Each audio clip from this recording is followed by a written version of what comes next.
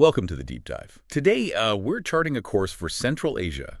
Think legendary Silk Road, our focus, the city of Bukhara. It's this incredible historical junction point, where empires met, goods were traded, and cultures really truly mingled. And we're drilling down into one specific community there, the Bukharian Jewish community. They've called this place home for, well, millennia. We've got a fascinating set of sources you provided detailing this incredible story of resilience and cultural depth. So our mission today is really to trace that history. We want to figure out the secrets, maybe, the cultural, the economic factors that let them thrive for so long in such a key, but often, let's face it, volatile spot. It's quite something. And what strikes you immediately is just the sheer length of this history. We're not talking about a few hundred years of, say, a trade settlement. No, this goes back, way back. We're talking roots tracing to the Babylonian exile. After the first temple fell in Jerusalem, 6th century BCE. Yeah, think about that journey. Jewish exiles scattered across the huge Persian Empire. And while, sure, many stayed nearer Mesopotamia, some groups pushed really deep into Central Asia, drawn by, well, opportunity and maybe a bit more security in those oasis cities. And they didn't just pass through, they put down deep roots in places like Bukhara, became, integral parts of the city's life, all while nurturing their own traditions so far from Judaism's original heartlands. Right, that sets up this incredible endurance from the very beginning. But let's jump forward quite a bit. The sources really highlight the late 19th, early 20th centuries. Under Russian imperial rule, they call it a golden age. So the question is, why then? What was it about Russian rule specifically? Because local emirs before that, well, things would be pretty tough, right? Restrictive. Okay. Unstable. That's exactly the point. The arrival of the Russians, according to the sources, brought two key things, especially for a trading community. Relative security and a more predictable legal framework. I mean, they were still under imperial law, obviously, but Russian control did stabilize things. Less banditry, less arbitrary local tyranny. And crucially, it plugged them into the massive Russian imperial market, gave them legal standing in courts beyond the whim of a local emir who might suddenly impose crippling taxes or, worse, demand conversions. Okay. So access and stability. And think about their networks. Those existing family ties stretching across Asia into Europe.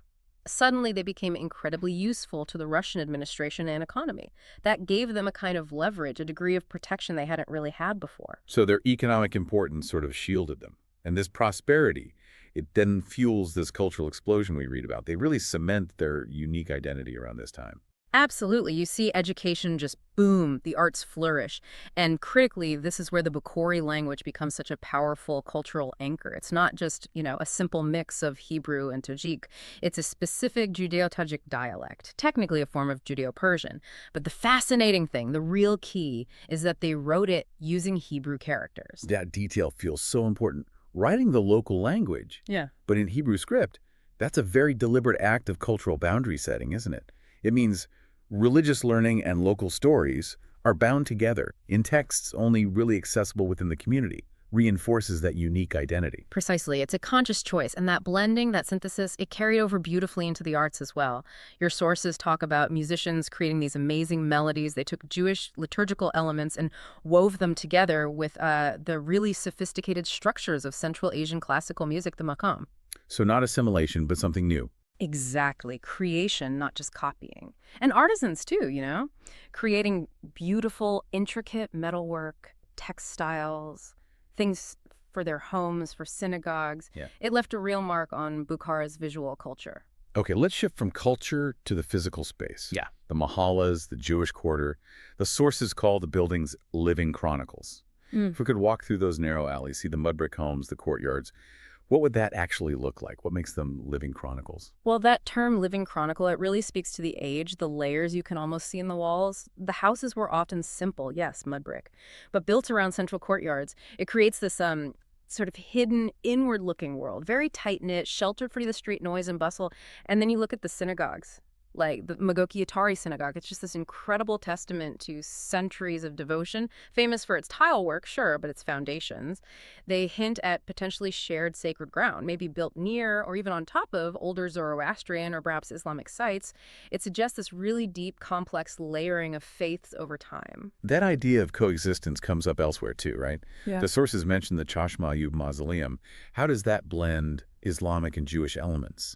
Is it architectural or more about the story? It's mostly about the shared reverence, the story. The mausoleum is linked to the prophet Job Ayyub in Arabic. The structure itself uses common Central Asian forms like the dome and tilework. But the site, tradition says, was important to both communities, this kind of shared reverence for figures. It points to a long history of, well, functional coexistence. Maybe not always easy, but functional. And in that context, synagogues weren't just for prayer, they were everything. Schools, community centers, places for social support, even dispute resolution. And keeping those vital centers running depended on strong leadership, right? Uh-huh. Intellectual, spiritual leaders. We should definitely mention some key figures, like Rabbi Yosef Mammon, who, astonishingly, was a direct descendant of Maimonides. Yeah, and that's not just a cool fact. It highlights how this community, despite being geographically quite isolated, maintained these really strong intellectual ties to the wider Jewish world. And then you have others like Rabbi Shimon Hakam, a famous teacher, and Rabbi Shlomo Musayev, who was a major philanthropist and leader, especially during that period of big economic shifts. These weren't just scholars locked away with books. They were community administrators, judges, cultural guardians. They had to navigate relationships with the local emirs and later the Russian officials. It was complex work ensuring their traditions and community could continue. And underpinning all of this, the arts, the synagogues, the leadership, was their economic engine, the Silk Road connection. Yeah. If we look at the mechanics of that trade, what made the Bukharian Jews so essential? How did they become, as you said, sort of irreplaceable? Okay, so they weren't just selling stuff. They were solving the Silk Road's biggest challenge. How do you trust someone thousands of miles away? They dealt in valuable goods, yes, textiles, spices, gems, but more than that, they managed the whole system, the logistics, the finance. Their genius, really, was this incredibly reliable, multilingual family network. Imagine having trusted relatives strategically placed in key cities, Tashkent, Persia, India, Yeah. even Moscow. The network again. Exactly. This family infrastructure meant they could guarantee quality, arrange credit, settle disputes way more effectively than competitors who didn't have that deep, built-in cross-continental trust. Their presence was vital to Bukhara, staying a major financial hub in Central Asia. That's the aha moment, isn't it? It wasn't just about the goods. It was about building this robust global financial system based on kinship, a trust network. But history is never just a straight line up, is it? Even with that success, the sources make it clear they faced terrible hardship too. Persecution, forced conversions, especially under certain rulers, and then later, the whole Soviet era. Yeah, those periods under the emirs could be extremely dangerous. Forced conversions to Islam were a real threat. Many who converted outwardly often continued practicing Judaism in secret, the Anusim tradition. So this pattern of resilience, of hiding faith, was kind of baked in long before the 20th century. Right, but the Soviet period, that sounds like a different kind of threat, more systematic. It was. You could say it was a war on identity itself, driven by state atheism. It wasn't just about closing synagogues. They were often turned into warehouses, clubs, things like that. Jewish schools, printing presses shut down, teaching Bukhari was suppressed, Russian education became mandatory. It was a deliberate effort to erase that unique culture. So the big question then is endurance. If the state dismantled all the formal institutions, how on earth did they keep their identity alive? It really came down to turning inward. The sources emphasize how crucial the mahallas, those tight-knit neighborhoods, became.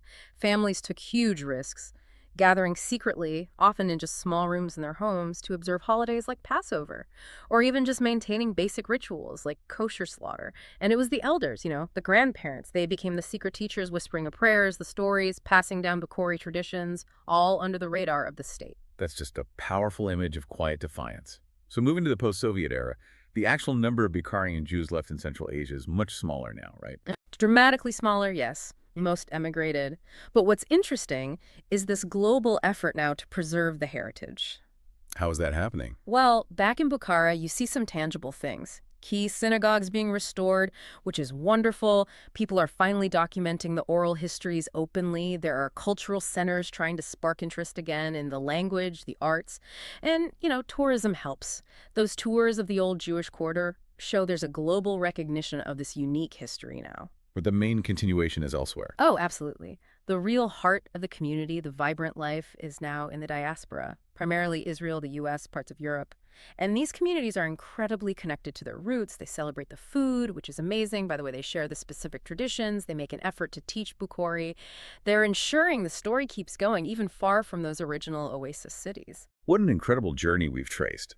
From the Babylonian exile, through this vibrant golden age, fueling the Silk Road, navigating truly brutal persecution, and now this modern legacy that stretches from Central Asia across the globe.